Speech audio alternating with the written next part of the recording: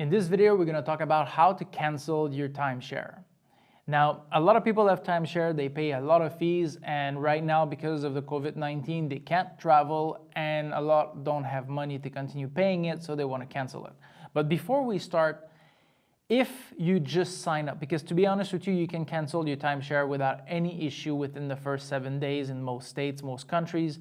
So if you're there, if you just signed up and you're regretting it, then just go for it now, okay? Just go write a letter saying, I want to cancel my timeshare, fold that letter, put that in the FedEx envelope, send it by FedEx, or at the very least, but I would do FedEx, at the very least, first class mail, so that you could have a proof of the date you sent it. Now, that's that. And if this is what the case was, well, thanks for watching the video. Please like the video, subscribe, and have a good day. But if it's not, and if you had your timeshare for a while and you want to cancel it after the 7 days, bear with me because now that becomes tricky. The first reason, the first thing that you should consider is why you want to cancel your timeshare, because the why could become your solution. Okay, there are a few that I have in mind. Let's say family issues, okay? So you're divorcing your wife, you're divorcing your husband, something like that. Well, then the timeshare would become split. Okay, there's multiple ways of doing that. So either one keeps it or the other one keeps it, or basically you separate the weeks if you have any weeks or any points or something like that, separate that into between the beneficiaries. At this point, you could say, look, I don't want in, let the other person handle it. That's a way, okay? Maybe not a nice way, but it's a way.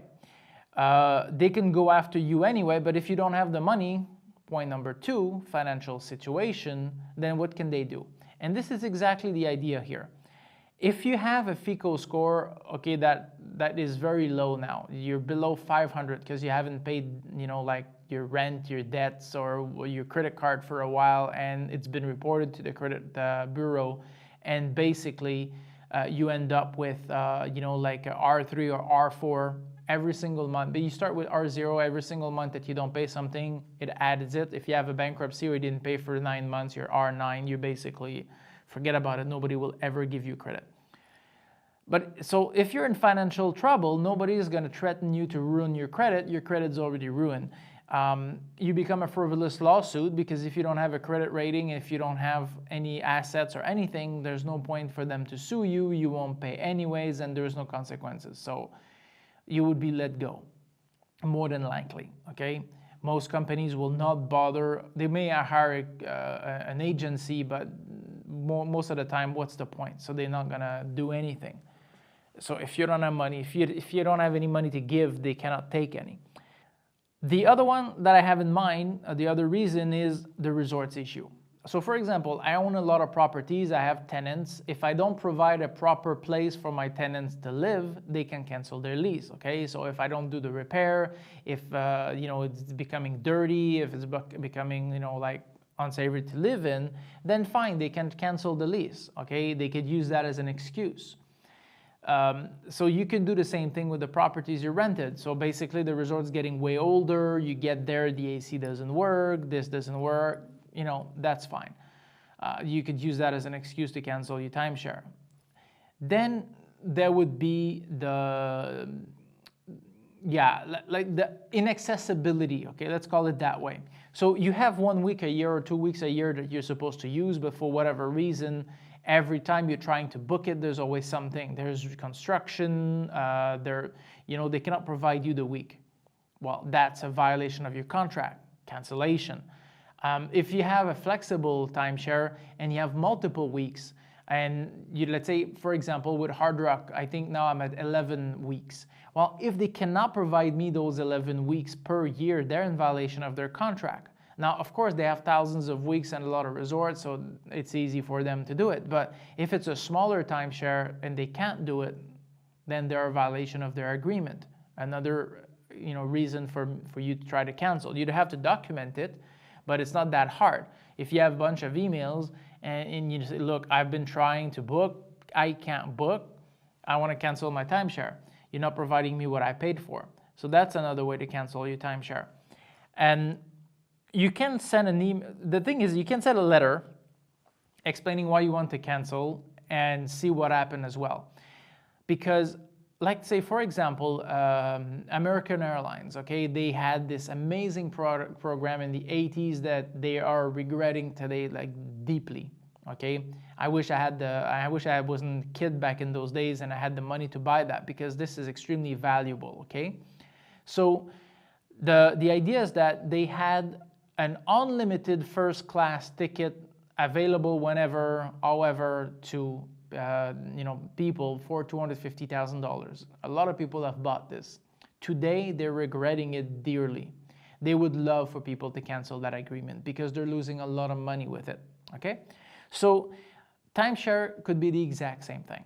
Okay, I do have certain weeks or certain things in my timeshare that they wish they could, get out of it. Okay, like for example, 2-for-1 or special week with special benefits. They wish if I cancel my membership tomorrow morning, they'll be glad. Okay, so this is the type of thing that you have to consider as well. Maybe they would be happy to oblige you in canceling your membership, because your membership might be very good. You might have a lot of points in your membership, a lot of weeks of it in your membership. I would recommend you take them before canceling your membership, but these are good reasons for the resort to agree to cancel your membership. And then finally, I would say that, again, your condition. Okay, right now, because of COVID-19 and everything, if you don't have any maintenance fees, then why would they continue having your membership alive? That means you can use it. Okay, so the only reason why normally they will not cancel a membership is because there's maintenance fees. So this is where a lot of people don't seem to understand. Every single videos that I've made so far, I had one guy with a comment, not always the same guy, saying just give it on eBay for $1. Yes, but if you have $3,000 a year maintenance fee, I get it on eBay for $1, and then what? I have to pay thousands of dollars to buy to transfer the membership to my name, the legal fees, and then I have to commit to pay $3,000 a year for the membership. I mean, it's not a gift here, okay? So, and if you don't have any maintenance fee, why would you cancel your timeshare? Because you just leave it on the shelf, you don't use it. Who cares, right? So you only cancel your membership if you have fees to pay and you're fed up of paying those fees, or you bought the membership and you're supposed to pay it over several years, but generally you always pay more than you have used. So the membership will be glad to cancel the membership because, or the resort will be glad to cancel the timeshare or the membership because of the fact that you already paid more than you have used. So for them, they just don't have to provide you with the rest, which is perfect for them. So normally they would agree to the cancellation. So these are all the things that you could do. So first, what you're gonna do, you're gonna send a letter, okay, a registered letter. You wanna have proof, lay down why, and then after that, see what happened, and then take it from there. But canceling a membership is hard, yes, but if there is the right justification to do it, both parties generally will be accepted, especially if it's the advantage of the resort to say yes. So anyways, I hope you liked that review, and if you watched till the end, give me the thumbs up if you liked it. I have tons of other videos on timeshare, so you can check. There's another one on the screen now, but you can check in my description below. I have all the entire list. So if you want to know how to buy them, sell them, cancel them, everything is mentioned there. So I hope that was useful for you, and good luck with the cancellation of your timeshare. Sorry if it didn't work for you.